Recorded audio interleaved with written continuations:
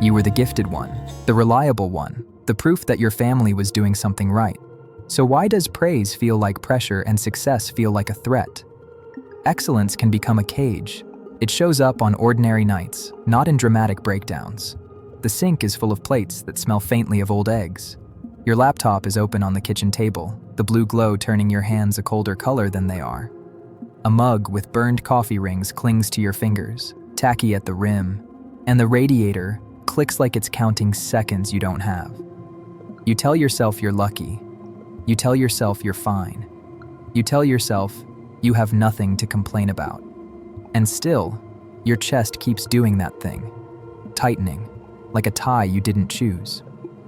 The embarrassing truth is this: you don't feel like a person who happens to be good at things. You feel like a product that has to keep working. When you were a kid, gifted didn't mean you learn fast. It meant you don't cause trouble. It meant the teacher's smile when you raised your hand. It meant the adult voice that softened around you. It meant the way people talked about you in front of you, like you were an investment that was finally paying off. You learned a strange math early: love plus pride equals safety. So you became easy. You became impressive. You became the kid who never made adults worry. And it worked, for a while. The gold star, the high score, the scholarship, the promotion, each one landed like proof that the world was stable. Until the day it wasn't proof anymore.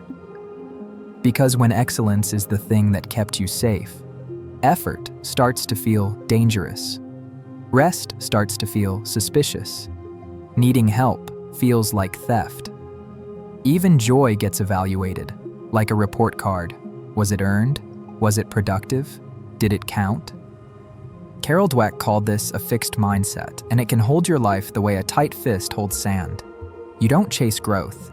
You chase the feeling of being the one who can. If you struggle, the story in your head doesn't say, "This is hard." It says, "This is who you are." So you keep choosing the familiar pain over the unfamiliar risk. You pick the project you know you can win. You take the extra shift. You polish the email until midnight.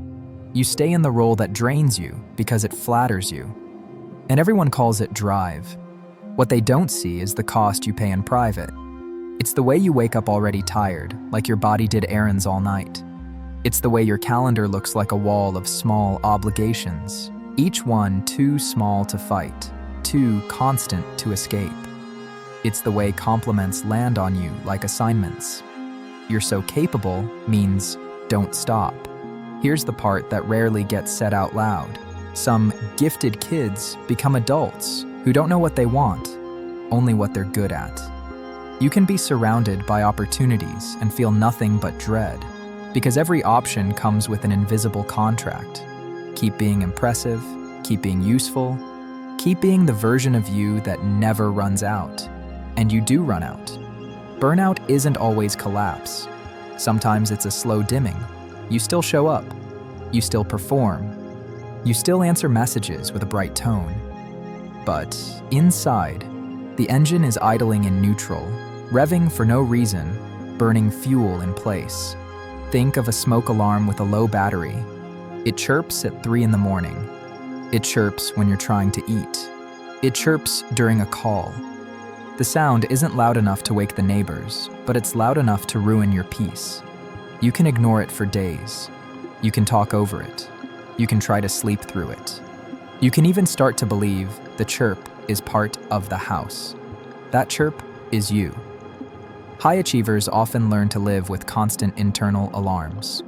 Do more, be better, don't disappoint, don't fall. The alarm keeps you moving, so it looks like ambition. It feels like fear. There's a reason the fear gets louder when things are going well. If you were valued for being exceptional, then slipping into average doesn't feel neutral. It feels like falling through the floor. So you keep building the floor higher. You might recognize this in your relationships. You don't ask for much.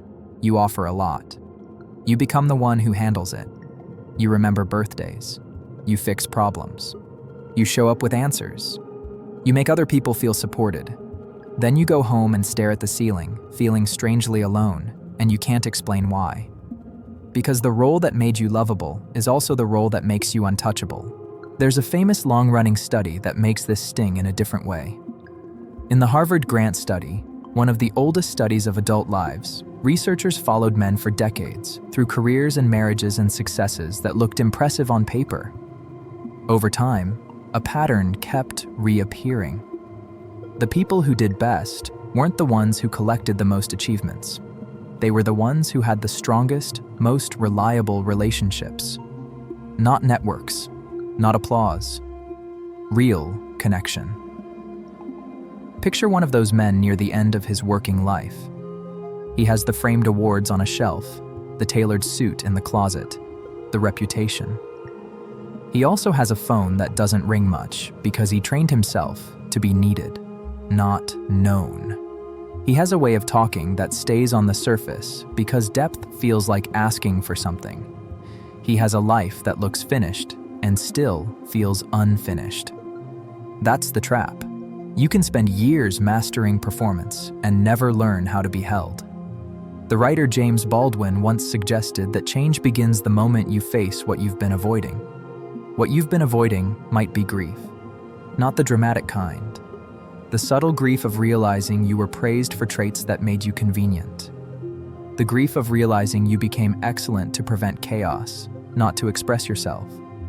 The grief of realizing that your worth was treated like something you had to prove again and again, even when nobody was asking anymore. And here's the twist. Nobody is asking anymore.